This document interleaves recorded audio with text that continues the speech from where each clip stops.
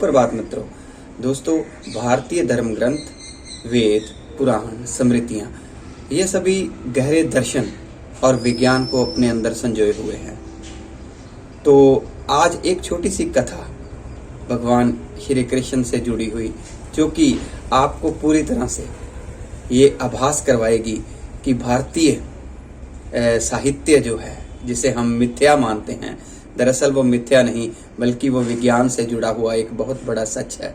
वो सच जिसे कभी पश्चिम स्वीकार नहीं करता था। अक्सर हमारे वेदों पुराणों की जो कथाएं हैं उनको सुनकर पश्चिम हंसता था, लेकिन आज जो मैं गहरा रहस्य आपके साथ साझा करने जा रहा हूं, उसे सुनकर आप वाकई ये सोचने पर मजबूर हो जाएंगे कि ये कथा जो है ये कितनी वैज्ञानिक है। तो भगवान कृष्ण, जो कि अक्सर यशोदा मैया को बहुत तंग किया करते थे, और एक बार यशोदा मैया ने लल्ला को अर्जुन वृक्ष जो थे दो, उनके साथ बांध दिया। बहुत तंग किया था लल्ला ने। तो इस बाल लीला में जो कथा है वो ये कहती है कि जब मैया ने भगवान श्री कृष्ण को, कन्हैया को, उन अर्जुन वृक्षों के साथ बांधा लंबी रस्सी के साथ, तो धीरे धीरे वो बैलगाड़ी जैसा जो खेल होता है, वो खेलते खेलते उनको जब उन्होंने खींचा तो वो वृक्ष जो थे वो जड़ों से उखड़ गए। अब जड़ों से उखड़े वृक्ष, और उसमें से, दोनों वृक्षों में से दो देव पुरुष जो थे वो नमूदार हुए, वो दिखाई दिए। वो हाथ जोड़कर भगवान कृष्ण से, कन्हैया से बोले कि हे कान्हा, आपके चरण स्पर्श से हमें मुक्ति मिली है।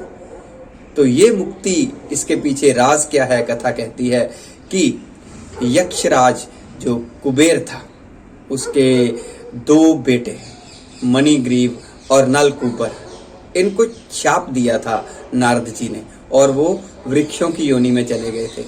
अब ये कथा जब पश्चिम के जो वैज्ञानिक लोग थे, या वैज्ञानिक सूझ अपने आप को कहने वाले लोग थे कि हम बड़ी वैज्ञानिक सूझ रखते हैं, तो वो शायद हंसे होंगे कि ये क्या कथाएं हैं भारत की।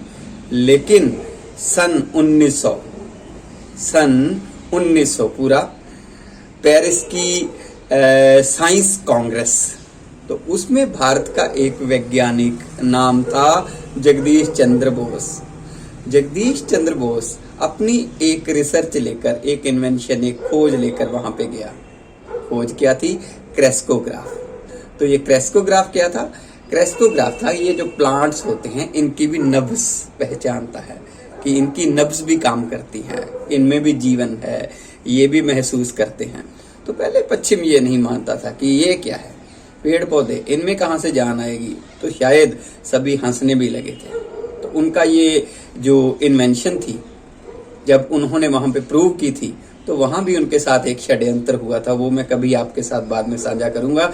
लेकिन क्रेस्कोग्राफ की जो खोज थी, उसने ये साबित कर दिया कि वाकई जो पेड़ पौधे होते हैं उनमें जान होती है। इससे पहले पश्चिम इससे अनजाना था। लेकिन वो कथा भगवान कृष्ण की, जिसने ये प्रूव किया था कि पेड़ पौधे, जो दो अर्जुन वृक्ष थे जिसमें से दो देव पुरुष नमूदार हुए थे, वो कथा झूठ नहीं थी, उसमें बहुत बड़ा विज्ञान था। शायद उसे हम समझाने में ही नाकामयाब रहे, लेकिन हमें गर्व है कि हमारी जो वेद, पुराण, धर्म ग्रंथ, ये अपने आप में गहरा दर्शन और गहरा विज्ञान जो है वो संजोए हुए हैं। तो एक अध्यापक होने के नाते मैंने ये कथा आज आपके साथ सर जगदीश चंद्र बोस, जो कि बहुत बड़े भारत के वैज्ञानिक हुए हैं, जिन्होंने बायोफिजिक्स में बहुत ज़बरदस्त कार्य किए हैं। इवन कि ये जो वायरलेस टेक्नोलॉजी है जिसमें आज इंटरनेट चल रहा है, इसमें सबसे बड़ा इसका जन्मदाता ही जो थे वो जगदीश चंद्र बोस थे। इसका बाद में जो क्रेडिट जो लिया वो मार्कोनी ने लिया, लेकिन ऐसी बात नहीं है। इसके जो खोजी थे असली, दरअसल इसके जो खोजी थे वो सर जगदीश चंद्र बोस थे। तो एक अध्यापक होने के नाते आज उनका जन्म दिवस है 30 नवंबर 1858 में, शायद ये बांग्लादेश में पैदा हुए थे तब। तो रॉयल सोसाइटी ऑफ लंदन के ये सबसे पहले भारतीय सदस्य थे। तो हमें गर्व है हमारे पुरातन भारतीय साहित्य पर, वेदों पर, पुराणों पर, धर्म ग्रंथों पर, अरण्यक पर, स्मृतियों पर, जिनके साथ की बहुत गहरा दर्शन और विज्ञान जुड़ा हुआ है। तो 1837 में सर जगदीश चंद्र बोस इस दुनिया को अलविदा कहकर गए थे। बहुत सारी खोजों के साथ आज एक अध्यापक होने के नाते आपसे ये छोटी सी इन्फॉर्मेशन जो है वो साझा की है।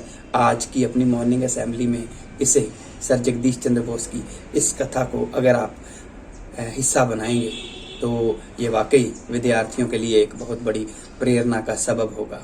तो इधर से गुजरा था, सोचा सलाम करता चलूं।